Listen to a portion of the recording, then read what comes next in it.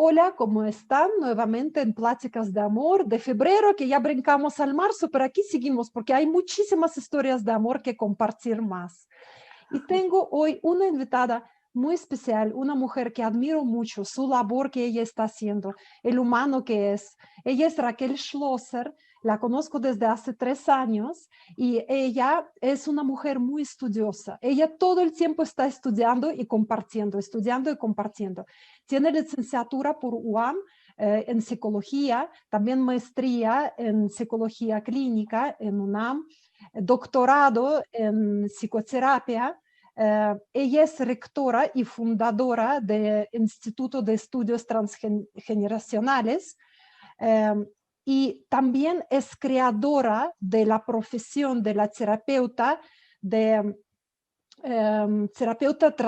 de psicología transgeneracional. Eso es lo que entiendo, Raquel. ¿Bien? Bien, bien. Sí, exactamente. Es una profesión nueva que ella la formó, ¿no? Y bajo de su supervisión, las personas estudian para dar este tipo de terapia. También Raquel es muy activa en el campo todo lo que es contra violencia, la violencia contra género. Ella desarrolló un modelo de intervención social en grupo para atender la violencia familiar. Ella es la defensora de los derechos de las mujeres, participando en múltiples programas y desarrollando las estrategias en programas de gobierno. Ha realizado muchos modelos de cómo abarcar este tema de violencia y también es representante del Foro Nacional de Mujeres y Políticas de Población en la Conferencia Internacional de Población y Desarrollo en sector Egipto organizado por ONU. Y también es escritora y escribió 2 libros. Yo sé que escribes muchísimo, Raquel, pero hoy nos va a platicar sobre uno de sus libros. Y aquí está Raquel. Raquel, bienvenida. Hola, Julia, ¿cómo estás? Feliz de estar acá. Generalmente nos vemos en pants las dos, ¿no? Eres mi maestra de yoga hace 3 años, la más feliz del mundo, y generalmente no nos vemos tan arregladas para platicar con tu público. Sí, no, qué bonito que voy a aprovechar de esta oportunidad, ¿no? Para que nos compartes todo tu conocimiento y tu historia de amor. ¿Cuál es la historia de amor que nos vas a platicar el día de hoy? Pues les voy a platicar de la historia de amor de un par de ojos que no sabemos que existen, ¿no? Nosotros creemos que nos enamoramos con estos ojos y que miramos. Y creemos que después van a los ojos que tenemos en el corazón. Pero hay un tercer par de ojos, que es el real, el que se enamora, el que hace la atracción. Y ese tercer par de ojos está aquí atrás. Y es el que tiene que ver con los ojos de nuestras madres, padres, abuelas, abuelos, de las historias de amor del pasado, de las historias de amor que sucedieron, de cómo se recuperaron, de los traumas que tuvieron, de los éxitos que tuvieron, de la resiliencia que tuvieron. Eso de lo que no se dijeron, de lo que sí se dijeron, ¿no? De los secretos familiares. Esos ojos de atrás son los que eligen a la pareja. Entonces, nuestro trabajo de hoy es hablar de ese tercer par de ojos, ¿no? Tenemos uno en el corazón, que ese es el segundo, no es el primero. Qué interesante, Raquel, porque justo estamos desarrollando como un tema en la plática pasada. Betsy Goldberg nos platicó sobre este amor de generación a generación, ¿no? De primer amor que tenemos hacia nuestros padres y cómo lo desarrollamos a través de nuestra vida. Pero no hemos hablado sobre esta área de amor en pareja. Exacto. Y está interesante porque además, bueno, conozco perfecto a Betty porque además las dos somos tus alumnas, encantadas. Y, y el amor de los padres, del padre y la madre, porque a mí me gusta hablar con lenguaje de género, Julia. No es los padres nada más, es el padre y la madre en el lenguaje se desaparece la mitad del mundo, ¿no? Hablando en masculino, ¿no? Es la mamá y el papá. Y cuando decimos cómo se transmite ese amor, se transmite también a través de su desamor, no nada más a través de su amor, y entonces elegimos parejas que nos maltratan, que no nos quieren, que se distancian, porque estamos repitiendo los patrones de relación. O sea, repetimos y hacemos lo mismo que en silencio vimos que sucedía, nadie nos lo dijo, pero son las traducciones que vas teniendo de lo que pasa. Pero no solo ahí. Cuando tenemos amores violentos, es cuando podemos ver lo que yo te quiero platicar a ti y a tu audiencia. O sea, una chica tiene 3 oportunidades de hombres, ¿no? De la escuela. La busca el superestudioso tímido, la busca el buleador, ¿no? Duro, y la busca un muchacho normal, de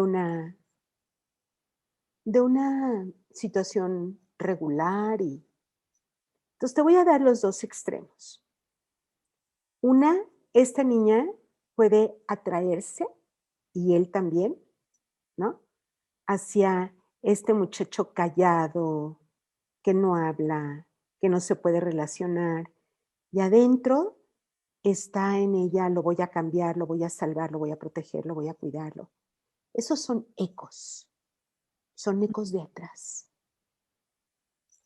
Porque la otra persona ni sabe si quiere cambiar, no sabes qué le pasó, no tienes idea, pero estás inmediatamente con los ecos de tu propia historia, queriendo reparar la historia del otro que no sabes si está dañada.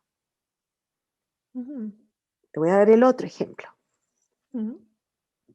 Esta misma niña, con estos 3, no se atrae al primero ni al segundo, se atrae al buleador, ¿no? Es un reto seducirlo, controlarlo o someterse. También pasa. Y después, a pesar de que ni la mantiene, ni vive con él, ni tiene ninguna relación, ni está casada, no puede salirse de una relación de maltrato. Eso es inexplicable. Te maltratan en el noviazgo, ¿no? No te dan, no estás bien, estás estudiando, tienes tu vida, vas a trazarla hacia adelante. ¿Por qué te quedas? Porque realmente no elegiste tú. No elegiste tú. Las historias familiares de atrás son las que hacen esa famosa frase del Cupido ¿no? El flechazo. Son las historias de atrás las que lo hacen. Y entonces tu corazón, que tiene ojos ciegos, se enamora de los ecos, de las historias, de las abuelas y los abuelos. No sabemos bien en qué generación. Esto no tiene nada de mágico. 100 años para nosotros no son nada. Imagínate una abuela huérfana que es recogida por un hermano de la mamá, abusada sexualmente, que a los 12 años se la da obviamente en trata, así le llamamos, a un señor de 30 años para que se case con ella. Tiene 8 hijos. Es una esclava sexual, evidentemente. Sí, claro. Esa niña que creció así, se hizo mamá de estos 8. ¿Qué les puede dar? ¿Qué les puede dar ese papá? Y esos 8 van a hacerse grandes, van a hacer o no sus vidas de relación como puedan, y van a tener otro hijo. Ujú. Alguno de esos, ¿cómo me sé la historia? Porque uno de esos vino. Y Ujú. viene con sentimientos de desacomodo, de ansiedad, de querer consumir drogas, de sentirse todo el tiempo triste, de querer morir. No son suyos. Cuando tú checas la realidad, pues no son suyos y te dicen, y además siempre escojo equivocado, ¿no? Siento un gran alivio cuando estás platicando esto, porque me doy cuenta que algunas situaciones que vivimos en la vida tienen una salida, ¿no? Es depende de dónde la ves, ¿no? Te puedes vivir toda la vida culpándote, teniendo un hombre que te maltrata, que te maldice, que te desprecia, ¿no? Toda la vida te vas a sentir como culpable de que, no sé, que no le diste de comer bien o no le atendiste o no le diste un hijo varón que él quería, ¿no? Y entonces vives con esta culpa, pero desde esta perspectiva que nos estás platicando, me estoy dando cuenta que al ver la historia familiar puedes encontrar una salida de esta situación. Exacto. O sea, haz de cuenta, y justo hoy lo hablaba con una consultante, o sea, en la vida cotidiana no hay explicación, pero hay una lógica transgeneracional que sí te ayuda a entenderla. Entonces, cuando entras en la lógica transgeneracional, claro que sufren mucho, pero les digo, te tengo una buena noticia. Y la buena noticia es que lo que vives tiene lógica. No para tu tiempo y para tu espacio, pero tiene lógica. O sea, mira, aquí ya encontramos patrones, ya vimos de dónde viene. Ahora con las constelaciones transgeneracionales, que son las que yo manejo, que están, digamos que las aprendí directo de la fuente. O sea, yo estuve con Hellinger pegada 10 años Sí, wow. y aprendí las constelaciones familiares con él. Pero después trabajé mucho más en ver la intersección entre lo social y lo familiar.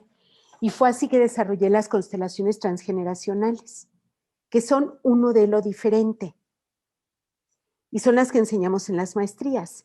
Pero lo que te quiero decir con esto es que hay una comprensión más grande de que nosotros no nacemos como tabula rasa, o sea, no nacemos planos. No nacemos ya con una historia, que es la historia familiar, pero la oportunidad que tenemos es que se van tejiendo las historias de dos en dos. Entonces, yo no soy idéntica a mi mamá por venir de ella, ni a mi papá por venir de él, sino ellos crearon una tercera realidad con la forma de unirse y con las posibilidades que ellos tienen. Y el hecho de yo poder ver la historia familiar me permite hacer conexiones diferentes, pensarme distinta, relacionarme de otra manera, ¿no? Y si además las trabajo a través de psicología transgeneracional, ¿no?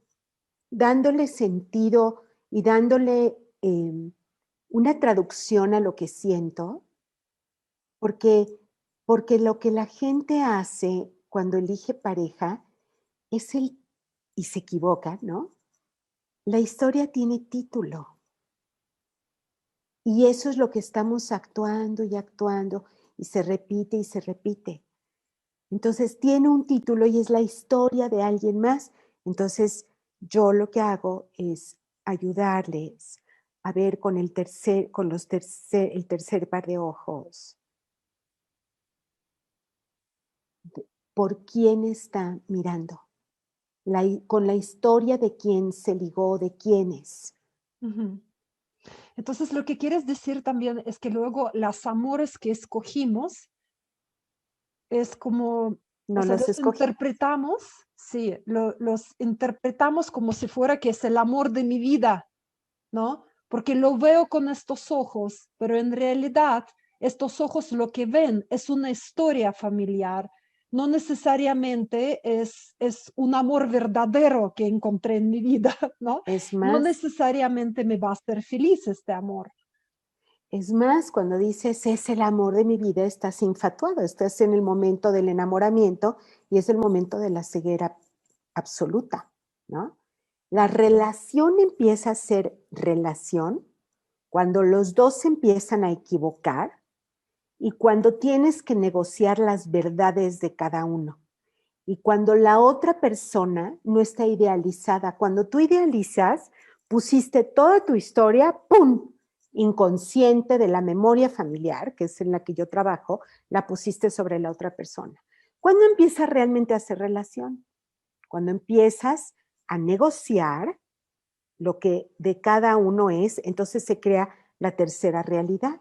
Se crea la realidad que están creando los dos, ¿no? Haciendo ajustes, cambios, hablando de cómo cada quien se siente, y ahí se dan cuenta que a lo mejor ahí es donde se rompen las relaciones cuando te quedas totalmente casado con tu historia, casado con Z, ¿eh? Y casado con S. Te quedas casado con Z y con S a tu propia historia, ¿no? Y no puedes negociar con la otra persona a pesar de quererla. Entonces, muchas relaciones se rompen queriéndolas, ¿no? Qué Muchas interesante. relaciones No sé se si rompen. entiendo bien, sí, no sé si entiendo bien, Raquel, pero es como, o sea, me surge como un ejemplo. Si yo me caso, por ejemplo, con alguien que tengo como un instinto muy materno de cuidarlo y rescatarlo, ¿no? Y con esta esperanza que le voy a cambiar la vida, y me quedo en este papel todo el tiempo, ¿no? Y bueno, puede ser que estoy feliz en este papel, ¿no? Pero en el momento que esta persona realmente empieza a cambiar y empieza a crecer, ¿no? Y ya no va a necesitar mi ayuda, entonces ahí es donde, como que se rompe el vínculo. Tengo que o poner de mi parte mi historia y decir, qué bueno, estamos creciendo juntos. O me conformo con mi historia transgeneracional y voy a decir, no, ese hombre ya no me sirve porque no tengo nada de qué cuidarlo, ya se volvió independiente.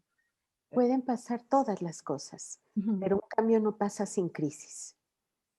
Entonces, viene una crisis y es una oportunidad. Es una oportunidad. Pero fíjate, está muy interesante el ejemplo que escogiste, porque muy interesante. Porque, ¿de quién estás hablando? ¿Del esposo o de la mamá? Cuidarlo, cambiarlo, nutrirlo. O sea, ¿ese es el trabajo de una igual? No. Además, ¿desde dónde lo estás viendo? Desde arriba. Pobrecito, lo tengo que cuidar, ¿no? ¿Cuánto tiempo va a aguantar el otro siendo mirado hasta cierto punto con humillación? Tú lo ves con amor, ternura, lo ayudo, ¿no? Pero el otro, ¿no? Si se revela, crece, porque debo decirte que todos los matrimonios que duran mucho tiempo hicieron muchos divorcios adentro. Hicieron varios divorcios, porque No, te tienes que volver a casar con una persona nueva cuando cambias. Mm. Entonces, cuando llegan a mi consulta y me decían, es que ella cambió mucho, o es que él cambió mucho, y se la pasaban 15 minutos defendiéndose. Claro que no, claro que no. Y yo les decía, claro que sí. O sea, a ver, son 3 hijos después. En una de esas fue una cesárea donde casi muere la mamá. Cuando estás entre la vida y la muerte te cambian muchas prioridades. Ella tenía 22 años cuando empezó, ahora tiene 31 y tiene una carrera. Él tenía muchísimo trabajo y era un hombre muy exitoso y había empezado en el negocio familiar, hoy no tiene nada, ¿no? Hicieron problemas, malas inversiones, etcétera, no cambiaron, cambiaron mucho, muchísimo. Ujú. Entonces vamos a empezar a partir de ahí, ¿no? Entonces, yo me acuerdo, ¿no? Que yo me acuerdo que en mi matrimonio, que ahora mi esposo ya murió, pero en mi matrimonio, me acuerdo que él no se dio cuenta, pero yo sí me casé como 3 veces, ¿no? Me divorcié y me casé porque yo sí quería vivir con él, lo amaba, lo adoraba, era una persona muy importante en mi vida. Teníamos una hija preciosa. Él era un hombre que me daba las alas grandes. Él adivinó, sintió, ¿no? Que entre más libre estuviera yo, más cerca estaba de él. Y no era por mí, era porque a la mamá, el papá nunca la dejó desarrollarse y era de las primeras abogadas de este país que estudió, con varios de los que fueron presidentes, con varios de los que fueron ministros. Entonces, y no la dejó desarrollarse. Entonces, para él, ver crecer una mamá frustrada era terrible. Entonces, su atracción era a una mujer fuerte, trabajadora, con las alas grandes. Eso era para él muy importante. Entonces, vemos el lado opuesto, ¿no? Vemos el lado opuesto. Entonces, imagínate que, digamos que lo más importante de los dos estaba ahí puesto. A mí, toda la vida, tuve una mamá que no pudo estudiar, que era muy pobre. A mis hermanos no le importaba si venían con 7, 8 en la boleta, ¿no? Hasta 6 le aguantaban al más chiquito, ¿no? Pero a mí no me, o sea, ponía ojos de canica si yo llegaba con un 8.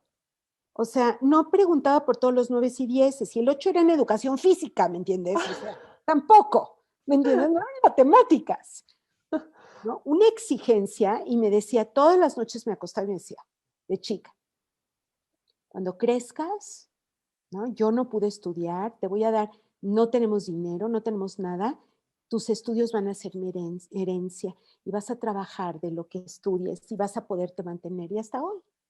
Y cuando mi familia estuvo en una crisis tremenda, yo salí con todo lo que sé y con todo lo que puedo ayudar, ¿no? Y como era lo que yo tenía que hacer, no se nos alteró, al menos a mí, no se me alteró en nada el respeto por mi esposo. Él pasó por una situación muy difícil, ¿no? Entonces, las historias cuentan, venimos de historias de sobrevivientes. Mi padre es sobreviviente de Auschwitz. Mi mamá fue la primera nacida acá, pero de migrantes de Ucrania, que se tuvieron que separar, que vivieron terrible.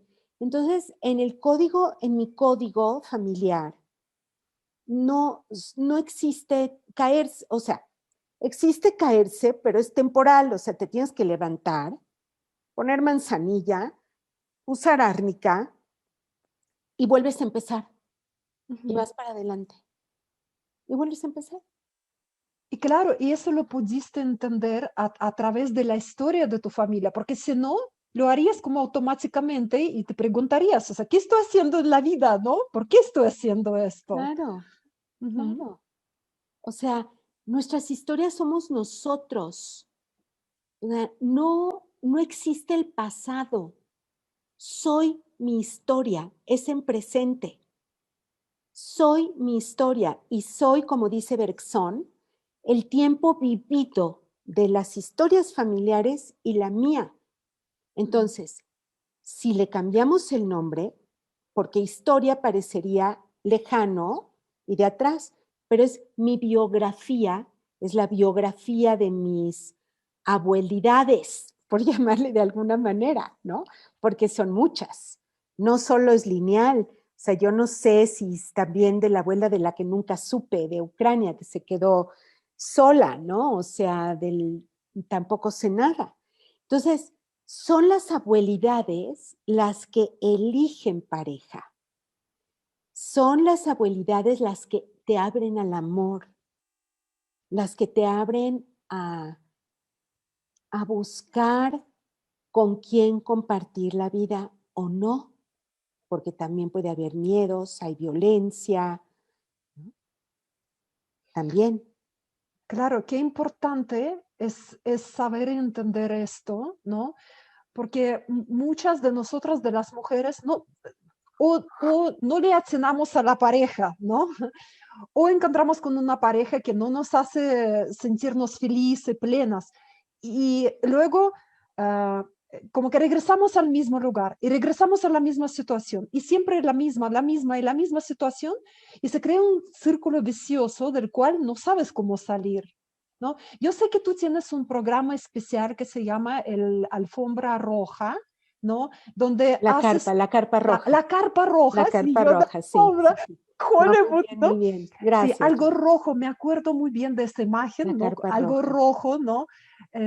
Muy como ancestral, ese color muy ancestral en mi percepción, ¿no? Que por lo que entiendo es como un vínculo que hacen entre las mujeres para poder ayudar y salir adelante, ¿no? Fíjate, la carpa roja, justo la creé. La carpa roja es un concepto ancestral.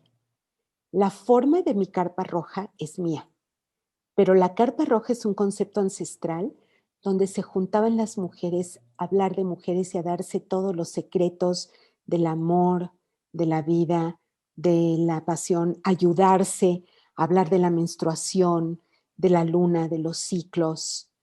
Entonces, cuando vi todo lo que pasó con la pandemia con la mujer, donde todo se nos cargó en los hombros, tenías que ser maestra, enfermera, doctora, doctora corazón, tener ecuanimidad, cocinera, ¿no? Chofer no, porque se acabó, estábamos confinadas, ¿no? Tenías que ser todo. Entraron en unos estados de angustia, además la violencia familiar aumentó en un 300%, ya era grave, ya era grave. La violencia sexual contra las niñas aumentó, ¿no? Ahorita, digo, no es el espacio para poner las cifras, pero pueden buscar en YouTube lo que acabo de la conferencia que di ayer, te la voy a pasar para que la circules. Las cifras son terribles. Entonces dije, ¿cómo salgo con psicología transgeneracional a ayudar con esto? ¿Y sabes qué? Se me ocurrió la carpa roja. ¿Y sabes qué? Sí funciona. O sea, es un retiro para mujeres donde lo que hablamos son las memorias de mujer en el cuerpo. Y trabajamos con los cuerpos de mujer que socialmente nos han impuesto y que se mezclan en nuestras historias familiares. Se mezclan, ¿no? Se dan así, es la alquimia de lo social con lo familiar.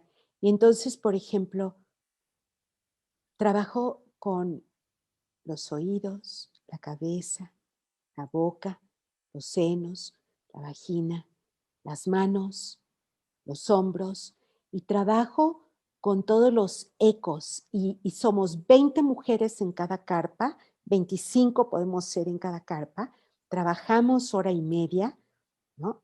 A 2 horas máximo, pero hora y media trabajamos, y después, o sea, compartimos, les diseñé ejercicios especiales de psicología transgeneracional, son puros ejercicios diseñados por mí para empezar a hablar con los cuerpos, para que las memorias hablen, para que salgan, para que, ¿no? Y de repente 20 mujeres nos vemos y decimos lo mismo.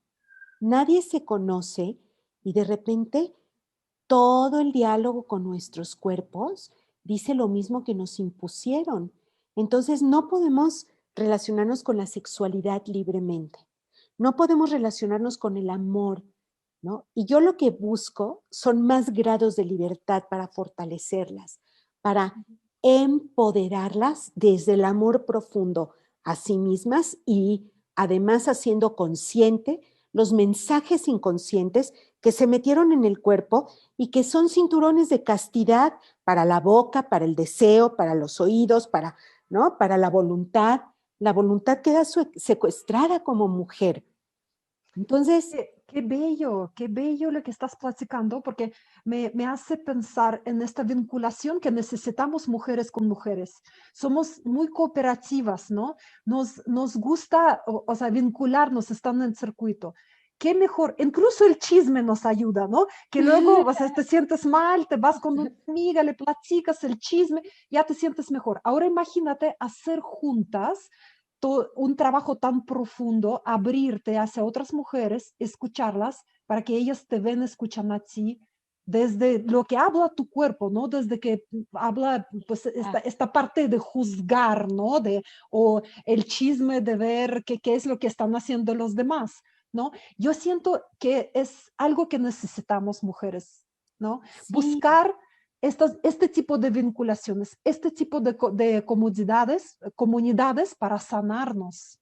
Y además hacer comunidades de mujeres con esto, porque además yo no necesito estarlas juntando. Si se juntan 20 mujeres, hacemos una carpa roja. Y son 8 sesiones, es un retiro de 8 sesiones para la carpa roja. Entonces, imagínate, luego vamos a formar una comunidad de mujeres donde ya pudimos hablar de lo que no nos prohibieron hablar. O sea, nos metieron la capa de Harry Potter de acá para acá, ¿me entiendes? O sea, estamos, ¿no? Invisibles. No se habla de la sexualidad, no se habla del deseo, no se habla del maltrato, no se habla de la violencia sexual, no se habla de lo que viví. Y lo más interesante es que no es terapia, es un espacio de conciencia transgeneracional para mujeres, un espacio de fortalecimiento desde lo que las abuelas no pudieron vivir y lo desean, ¿no? Con la bendición de las abuelas, que se tuvieron que quedar calladas, que no tuvieron acceso al placer, al bienestar. Y me refiero a toda una época de cientos de años y muchas mujeres que hubieran deseado poder estar en una carpa roja y que les dijeran cómo manejar el dolor, ¿no? Que se sacaran del oído los ecos de lo que les dijeron que era ser mujer para que en el momento que tienen que tomar una decisión la tomen más libres. Nosotros lo que aumentamos son los grados de libertad para tomar decisiones. Y además, lo más bello, tengo, fíjate, en esta última carpa roja en la que tengo ahorita corriendo, que ya voy a abrir la nueva, por cierto, pero en esta carpa roja que tengo corriendo hay la más chica creo que tiene ahorita 31, la más grande 68. Y no hay diferencia, porque estamos hablando de lo transversal de ser mujer, estamos hablando de nuestra mujeridad, ¿no? Y de cómo se cruzaron los cables sociales, el patriarcado, las violencias, cómo no las pudimos hablar. Y nosotras estamos hablando de los efectos. ¿Por qué? Para tener más libertad, porque nos la merecemos, porque es nuestra. Y nos la secuestró, ¿no? Nos la secuestraron todo esto social, ¿no? Todo lo social la secuestró. Y claro, y al abrir esta conciencia, también nosotros somos las que sostenemos las casas y hogares, las que educamos a nuestros hijos, ¿no? Al Hijas. tener hijas, sí, al tener esta conciencia nueva, ¿no? La podemos transmitir a las generaciones futuras para ir lidiando con la violencia familiar, por ese respeto nuevo, ¿no? Hacia la mujer, hacia lo que somos, ¿no? Para romper con todos estos vínculos que ya no necesitamos, porque podemos tomar de nuestras abuelas lo mejor, ¿no? Pero algunas cosas tenemos que desvincularnos con esto también. Sí, y tengo una anécdota muy interesante hablando de esto de la educación. Cuando mi niña nació, yo ya estaba con toda la cuestión de la perspectiva de género, ¿no? Había estado, como leíste, en Cairo, Egipto, trabajando en ese entonces en el Foro Nacional de Mujeres y Políticas de Población, participando en el cambio de las leyes de población, etcétera. Pero, y estaba con los grupos feministas, y no, hoy pertenezco a Nosotras Tenemos Otros Datos, es una red. Yo no soy abogada, yo no soy ni remotamente la cabeza. Admiro el trabajo que estas mujeres hacen y yo desde mi trinchera apoyo y apoyo con toda la fuerza, ¿no? Entonces, el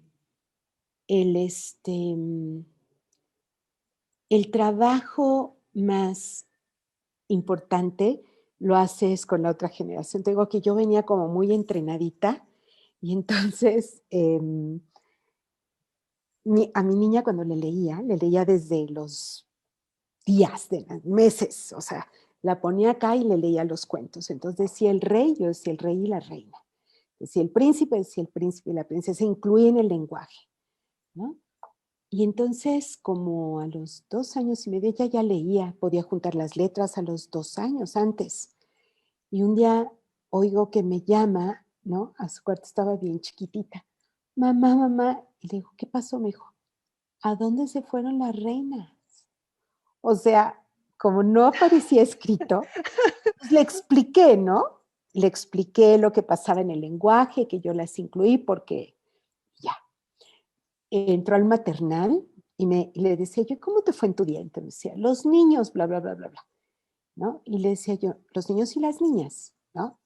Y entonces un día me contó lo de la maestra que había regañado, que había dicho a los niños y que había dicho a los niños. Y le digo, ¿y qué le dijiste? Me dice, mira mamá, ella no entiende. Entonces en la casa son niños y niños, niñas y niños.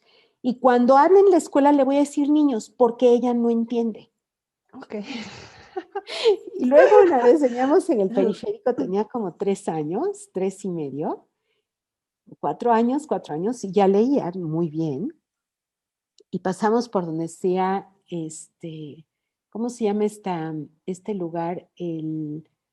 La Feria del Niño, ¿no? La ciudad, El Museo del el Niño, Museo del la Niño. Feria Chapultepec. Entonces me acuerdo que se voltea y me dice, vamos a ponerle el Museo de la Niña a ver qué sienten. O sea, yo ni la dije, ni lo presioné, simplemente con el principio de saber que en el lenguaje nosotras tenemos que estar incluidas en la mitad del mundo.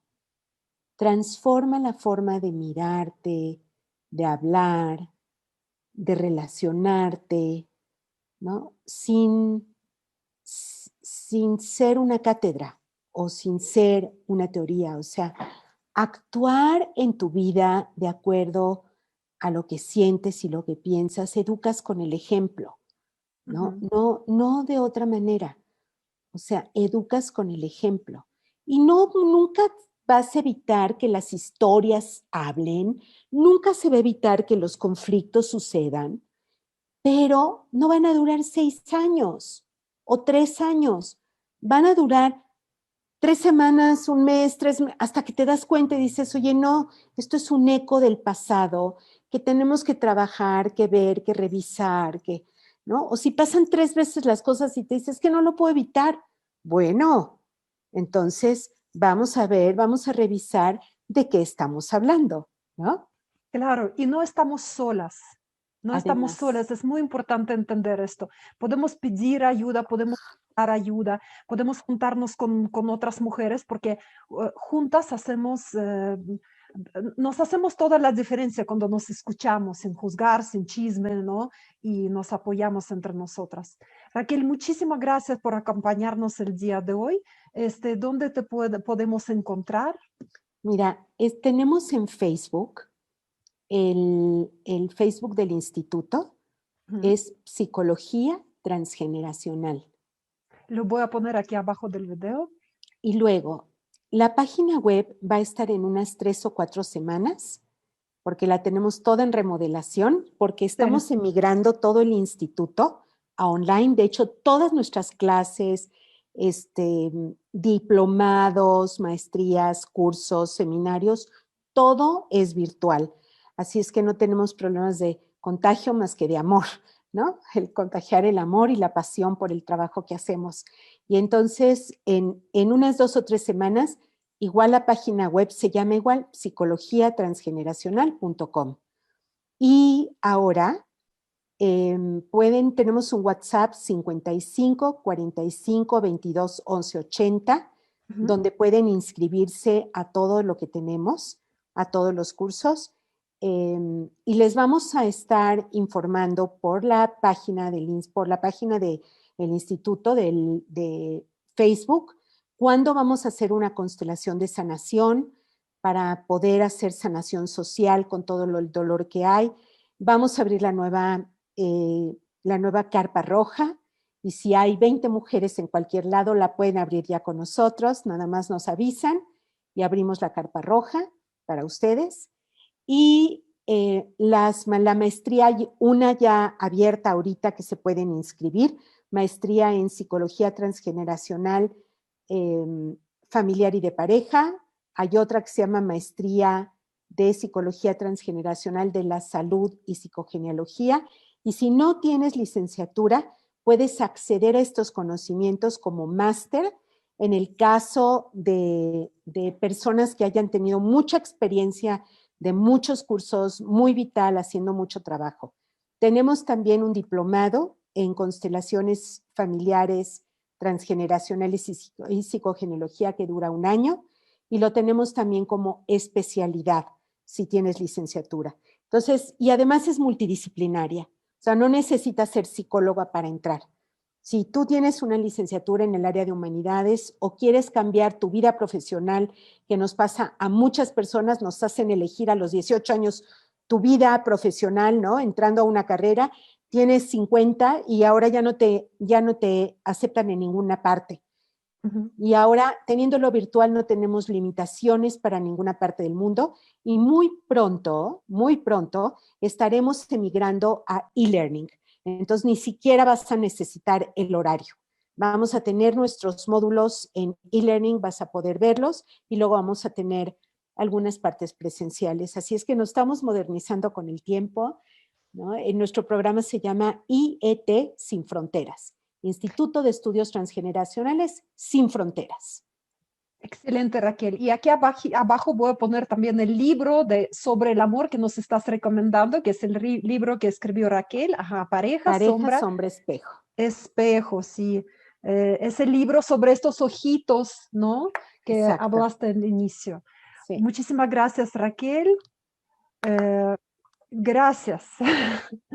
Se las recomiendo, la mejor maestra de yoga del mundo. Saludos.